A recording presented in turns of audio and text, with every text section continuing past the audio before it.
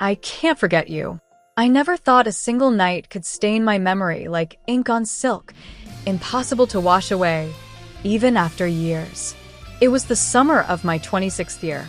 The air in the city was heavy with heat, thick enough to make strangers strip away their usual reserve. I was walking home from a late exhibition at the gallery when I saw him again. Daniel. We hadn't spoken in over 3 years, but I felt the same jolt in my chest as the first time our eyes had met. He was standing at the corner under the amber glow of a street lamp, wearing that same half-smile that had undone me once before. "I didn't think I'd see you tonight," he said, voice low, a thread of warmth hidden inside. My reply came out softer than I intended. "Neither did I, but here you are." We walked without direction, letting the streets lead us, conversation starting hesitantly before falling into the old rhythm. The way he looked at me was different now, older, steadier, but the pull between us was exactly the same.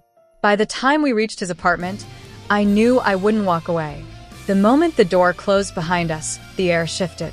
His hand brushed my shoulder, slow and deliberate, as if he were asking permission. I didn't say yes, but I didn't step back either. His touch was unhurried, almost reverent, as though he was relearning a language he once knew fluently. Every inch of my skin remembered him, even if I had tried to forget. My heartbeat became the only clock in the room. There was no rush. The city outside could have disappeared for all we cared. His breath at my neck, the warmth of his palm at the small of my back, the way his lips lingered at the edge of mine before finally claiming them. It was all a slow burn, a kind of hunger that wasn't just physical. That night was not just about desire. It was about everything unsaid between us, every missed year, every unasked question. It was the kind of closeness that feels dangerous because you know it could undo you entirely. I woke in the early light, his arm draped over my waist, his breath steady against my shoulder. For a moment, I thought I could start over with him, that the years apart had been a mistake we could erase. But when I turned to face him, I saw something in his eyes. Regret. We never spoke of it again. He left the city a month later. It's been 5 years, and I still can't forget him. Not his voice. Not his touch. Not the way he made me feel like I was the only woman in the world, and then walked away. The next morning, the city woke before I did.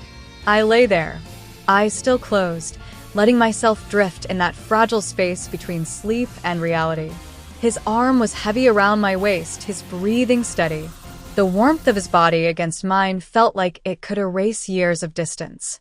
When I finally turned to face him, he was already awake, watching me. "You still sleep on your left side," he said with a small smile. It was such a simple thing, but it broke something inside me. He remembered. All the little details I thought he had forgotten. The way I twist my hair when I'm thinking, how I like my tea strong, how I hum under my breath when I'm nervous. I touched his jaw lightly, tracing the rough stubble. "And you still watch me like you're trying to memorize me," I whispered. He didn't answer. Instead, he pulled me closer, his hand sliding slowly up my back. The kiss we shared was unhurried, almost fragile, but beneath it was a current of heat we both pretended not to feel. Later, as I sat in his kitchen sipping coffee, I noticed a single photograph pinned to the fridge. It was the beach we used to go to, pale sand, silver waves, the pier stretching into the distance. I turned to him. "You kept this." He shrugged, but I saw the way his fingers tightened around his mug. "Some things you don't throw away." The silence that followed was thick, charged with all the things we weren't saying. The days after that were a blur of stolen moments. Meeting at the little cafe by the park, walking by the river at night, our hands brushing but never quite holding. Passing notes folded in halves and quarters, the way we used to when we were younger. But each time we touched, even lightly, it felt like we were teetering on the edge of something dangerous. One night, the rain was falling hard, drumming against the windows of his apartment. I stood by the glass, watching the city blur, when he came up behind me and wrapped his arms around my waist. His breath was warm against my ear. "I've tried to forget you," he murmured, "but every time I meet someone else, I look for you in them." I turned in his arms, my heart pounding. The words I'd been holding back for years slipped out before I could stop them. And I have been pretending to live without you. We kissed then. Not the careful, hesitant kiss from the mornings, but the kind that carries years of longing, regret, and need. His hands tangled in my hair, mine pulling him closer until there was no space left between us. That night, I knew two things. I was already his again, and if he left this time, I wouldn't survive it the same way. It happened on a Wednesday, the kind of ordinary day when you least expect the ground to shift beneath you. We had agreed to meet at a small restaurant tucked away on a quiet street, the kind of place where no one would notice us. But that night, the city felt smaller. I was already at the table when he walked in, wearing that dark shirt I loved, sleeves rolled to the elbows. He kissed my cheek, a soft, quick thing, but my skin still buzzed where his lips had touched. We were halfway through a bottle of wine when I noticed her, a woman by the bar, staring at us with wide eyes. She wasn't a stranger. She was a friend of my sister.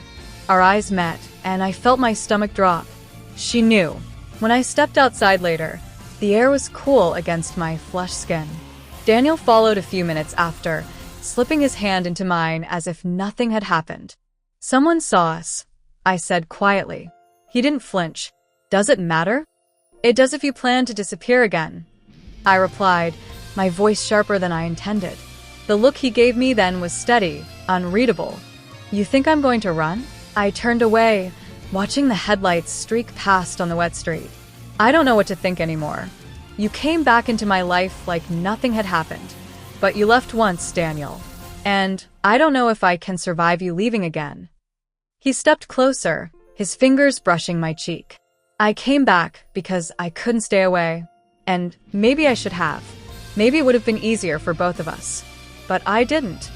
His hand slid to the back of my neck, pulling me into a kiss that was more desperate than any we'd shared before, like he was trying to convince both of us this was real, that it could last.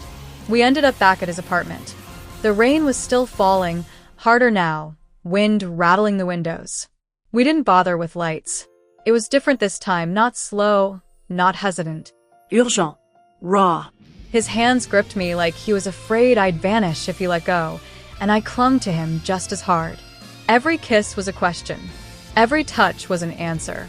When it was over, we lay tangled together, breathing hard, the storm outside echoing the one inside me.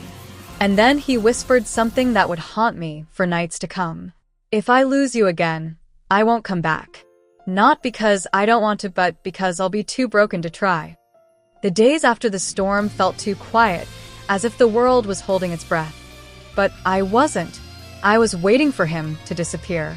Every time my phone buzzed, I expected it to be a message saying goodbye.